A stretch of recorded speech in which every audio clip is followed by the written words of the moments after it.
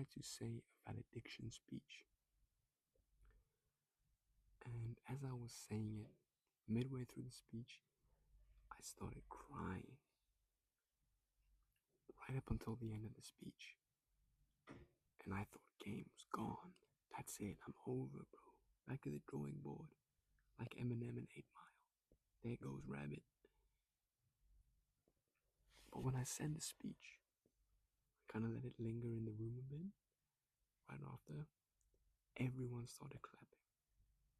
And they all stood up at the same time. They gave me a standing ovation. I thought, what? How is that possible? How can I mess up like that and be vulnerable?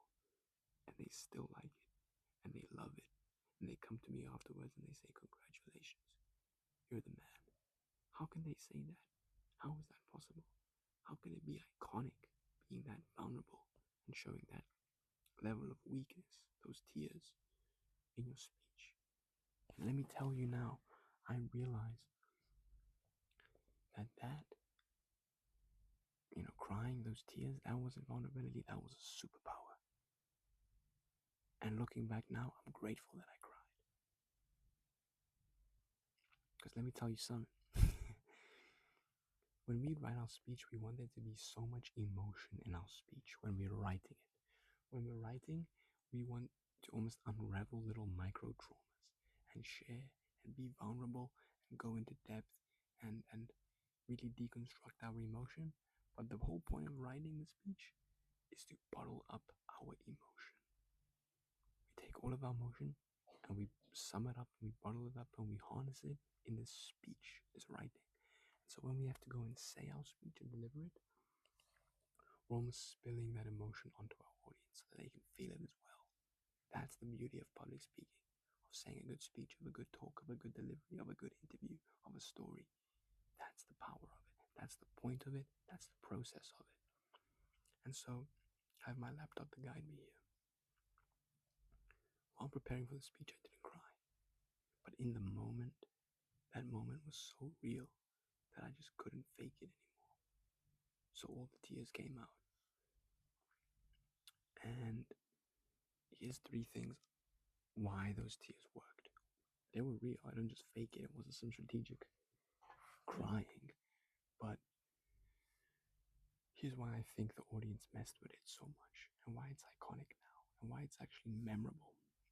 Well, it's memorable because not many people cry in their speeches, so it broke a big pattern. So people just remember, oh, Luke is the guy that actually cried. Deep. But one, it shows the people this actually means something to you, right? The end of this journey, it means something. It's real. It has weight to me. When I show those tears, which I can't hide, I can't control, that's real. You can't fake that. You can't buy that. You can't replicate that. So that's why they like it. Number 2, it makes you quite vulnerable. Alright, so when you're vulnerable to the audience, when you tell them how you feel, when you tell them that you're scared, when you literally cry in front of them and they see your, not fear, not your sadness, but just your emotion, they feel it. And when you're that vulnerable, they almost want you to win. So they're rooting for you. So when you finish the speech and you cross the finish line and you say, yep, I owned it. I came as I am and I leave as I was. I don't know what that means because I made it up on the spot. But when you say that and you own it with a period at the end, not with a question mark, they like that. Because you were the underdog, you were vulnerable, they were rooting for you. And now that you've finished the finish line, they love you. So that's why it works. Number 3, it shows you're real, you're honest, and you're exposed.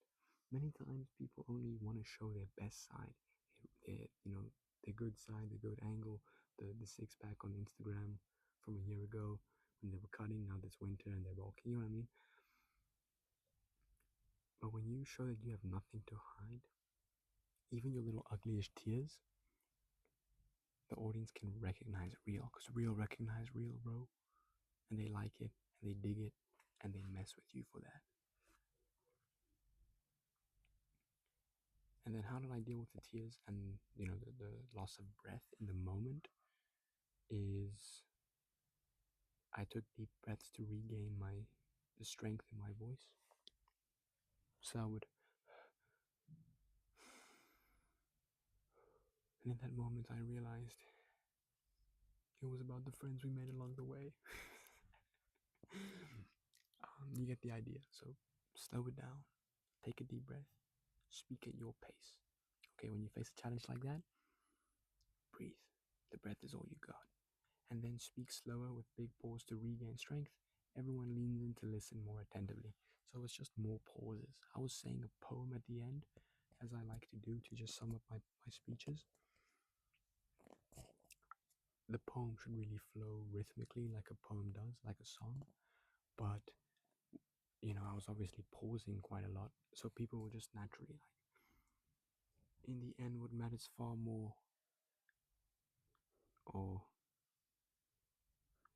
something like, it's not about the noise of the crowd that tells you you're wrong. It's, yeah, real strength isn't gained in war, but in keeping your faith when the journey feels long. That the flame in your chest will matter far more than the noise of the crowd that tells you you're wrong. Tell me that's not a bar, bro.